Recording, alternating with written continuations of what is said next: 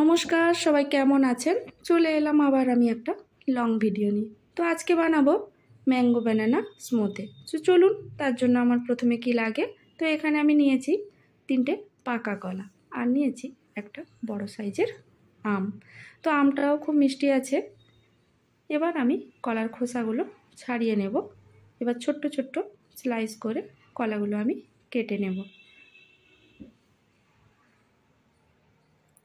তো মোটামুটি কলাগুলো আমার কাটা হয়ে গেছে। এবার একটি পাত্রে আমি কলাগুলো তুলে নেব।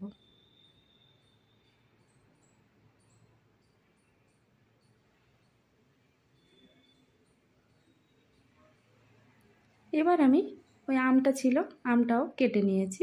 এবার আম থেকেও ভেতরের শাঁসটা আমি বার করে নেব। আর এখানে কলা বা আম যেন মিষ্টি হয়, টক হলে কিন্তু ভালো লাগবে না, একটু মিষ্টি মিষ্টি হবে আমটা, তো ভালো হয়। এবার আমি আমের শাঁসটা বার করে নিলাম।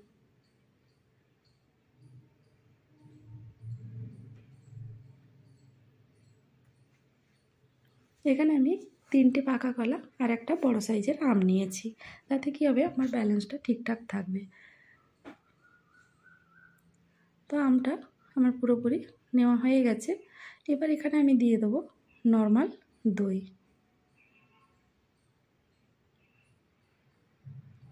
এখানে কিন্তু মিষ্টি দই বা টক দই দিলে ভালো হবে না, এমনি নর্মাল দই দিয়েছি, খুব বেশিটা টক নয়। এবার দিয়ে দেবো 2 চামচ মধু।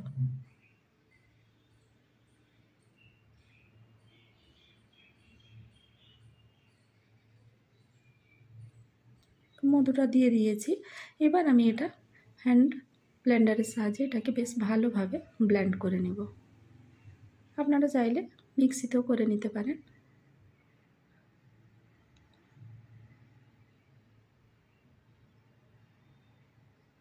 তো মোটামুটি এটা আমার ব্লেন্ড করা হয়ে গেছে। এবার আমি এখানে 3 থেকে 4টা স্লাইস দিয়ে দেবো বরফের কিউবগুলো। এখানে বরফের কিউবগুলো রেখেছি, ওগুলো আমি দিয়ে দিলাম। এবার আর একটু ভালো করে এটা ব্লেন্ড করে নেব।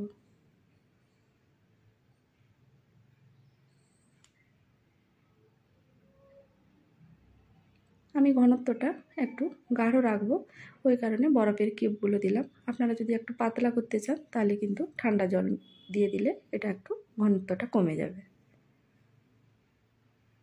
তো এইভাবে আমি এটা ঘনত্ব রেখেছি। এটা আমার ব্লেন্ড করা হয়ে গেছে। এবার এটা আমি গ্লাসে ঢেলে নেব।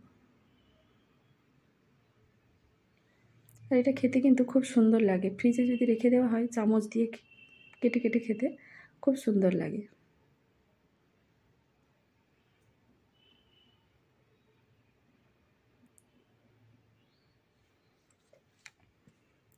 তো 2টো গ্লাসে আমি ঢেলে নিলাম।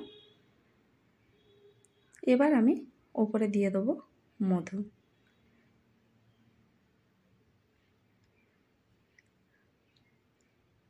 মধু দিয়ে দিলে উপরে এর স্বাদটা কিন্তু একদম আলাদাভাবে চলে আসবে। তো এইভাবে তৈরি হয়ে গেল আমার ম্যাঙ্গো ব্যানানা স্মুদি। খেতে কিন্তু সত্যি খুব ভালো লাগে, এইরকম ঠান্ডা ঠান্ডা টক মিষ্টি। চলুন, এখানেই শেষ করলাম। ভালো থাকবেন, সুস্থ থাকবেন, সবাইকে ভালো রাখবেন। দেখা হবে পরের কোনো ভিডিওতে।